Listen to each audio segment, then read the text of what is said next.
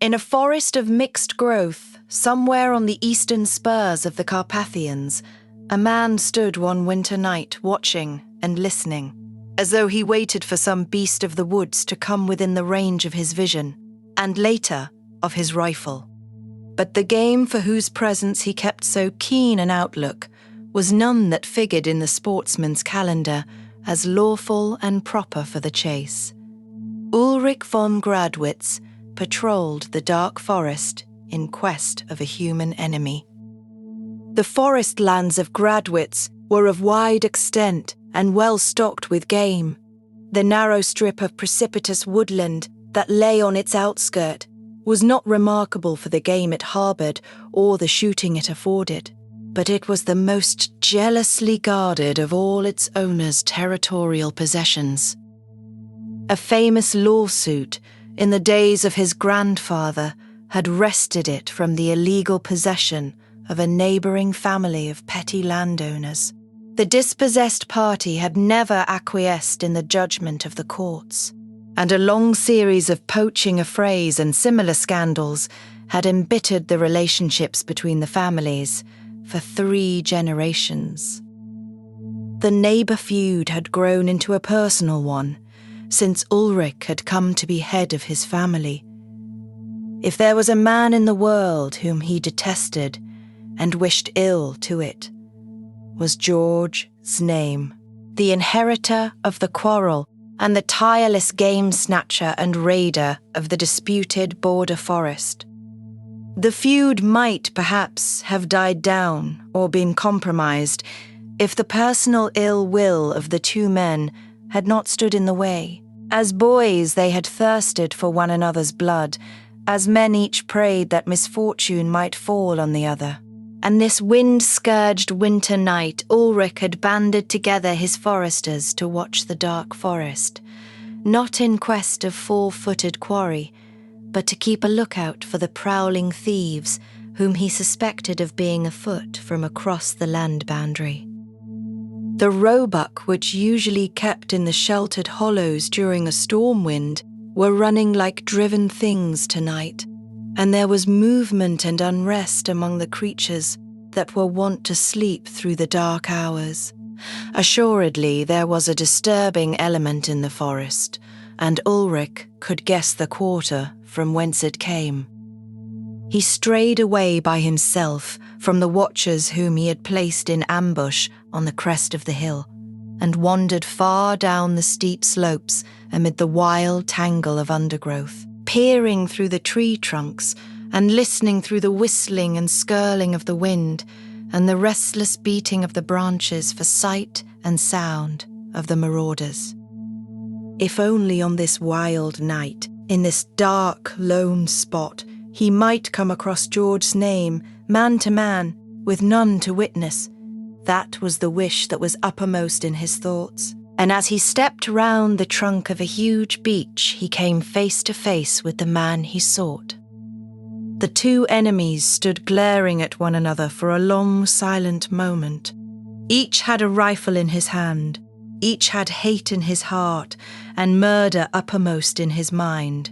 The chance had come to give full play to the passions of a lifetime. But a man who has been brought up under the code of a restraining civilization cannot easily nerve himself to shoot down his neighbour in cold blood and without word spoken, except for an offence against his hearth and honour. And before the moment of hesitation had given way to action, a deed of nature's own violence overwhelmed them both. A fierce shriek of the storm had been answered by a splitting crash over their heads, and ere they could leap aside, a mass of falling beech tree had thundered down on them. Ulrich von Gradwitz found himself stretched on the ground, one arm numb beneath him, and the other held almost as helplessly in a tight tangle of forked branches, while both legs were pinned beneath the fallen mass. His heavy shooting boots had saved his feet from being crushed to pieces, but if his fractures were not as serious as they might have been, At least it was evident that he could not move from his present position till someone came to release him. The descending twig had slashed the skin of his face, and he had to wink away some drops of blood from his eyelashes before he could take in a general view of the disaster. At his side, so near that under ordinary circumstances he could almost have touched him, lay Georg Znaeym, alive and struggling, but obviously as helplessly pinioned down as himself.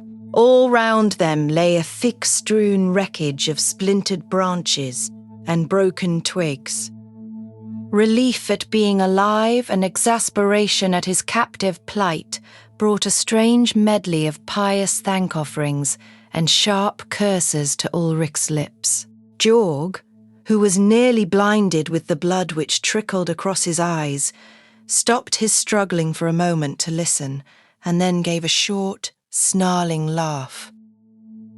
"So you're not killed, as you ought to be, but you're caught anyway," he cried. "Caught fast. Ho, what a jest!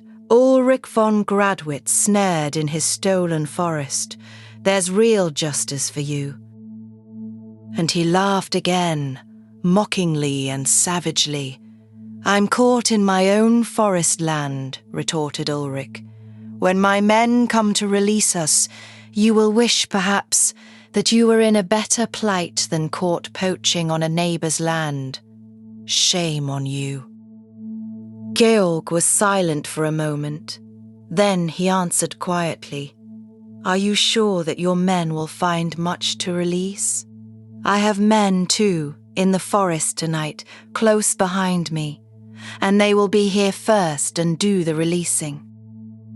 When they drag me out from under these damned branches, it won't need much clumsiness on their part to roll this massive trunk right over on the top of you. Your men will find you dead under a fallen beech tree. For form's sake, I shall send my condolences to your family." "It is a useful hint," said Ulrich fiercely.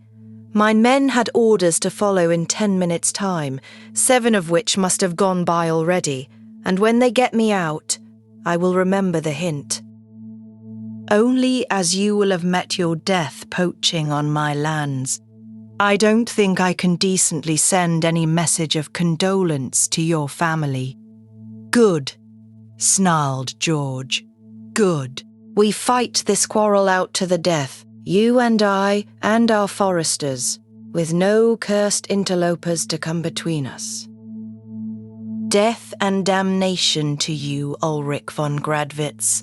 The same to you, Georg Znaeym, forest thief, game snatcher."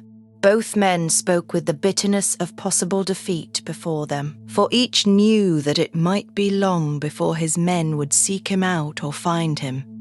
It was a bare matter of chance which party would arrive first on the scene. Both had now given up the useless struggle to free themselves from the mass of wood that held them down. Ulrich limited his endeavours to an effort to bring his one partially free arm near enough to his outer coat pocket to draw out his wine flask. Even when he had accomplished that operation, it was long before he could manage the unscrewing of the stopper or get any of the liquid down his throat. But what a heaven-sent draught it seemed! It was an open winter, and little snow had fallen as yet, hence the captive suffered less from the cold than might have been the case at that season of the year. Nevertheless, the wine was warming and reviving to the wounded man, and he looked across with something like a throb of pity to where his enemy lay, just keeping the groans of pain and weariness from crossing his lips. "Could you reach this flask if I threw it over to you?" asked Ulrich suddenly. "There is good wine in it, and one may as well be as comfortable as one can. Let us drink, even if tonight one of us dies." "No, I can scarcely see anything. There is so much blood caked round my eyes," said Georg, "and in any case, I don't drink wine with an enemy." Ulrich was silent for a few minutes and lay listening to the weary screeching of the wind. An idea was slowly forming and growing in his brain, an idea that gained strength every time that he looked across at the man who was fighting so grimly against pain and exhaustion. In the pain and languor that Ulrich himself was feeling, the old fierce hatred seemed to be dying down. "Neighbour," he said presently, "do as you please if your men come first." It was a fair compact.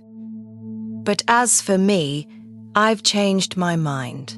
If my men are the first to come, you shall be the first to be helped, as though you were my guest. We have quarrelled like devils all our lives over this stupid strip of forest where the trees can't even stand upright in a breath of wind. Lying here tonight, thinking I've come to think we've been rather fools. There are better things in life than getting the better of a boundary dispute. Neighbour, if you will help me to bury the old quarrel, I will ask you to be my friend." Georg Znaeym was silent for so long that Ulrich thought perhaps he had fainted with the pain of his injuries. Then he spoke slowly and in jerks. How the whole region would stare and gabble if we rode into the market square together. No one living can remember seeing a Znaeym and a von Gradwitz talking to one another in friendship, and what peace there would be among the forester folk if we ended our feud tonight. And if we choose to make peace among our people, there is none other to interfere, no interlopers from outside. You would come and keep the Sylvester night beneath my roof, and I would come and feast on some high day at your castle. I would never fire a shot on your land, save when you invited me as a guest. And you should come and shoot with me down in the marshes where the wildfowl are. In all the countryside there are none that could hinder if we willed to make peace. I never thought to have wanted to do other than hate you all my life, but I think I have changed my mind about things too, this last half hour. And you offered me your wine flask. Ulrich von Gradwitz, I will be your friend." For a space both men were silent, turning over in their minds the wonderful changes that this dramatic reconciliation would bring.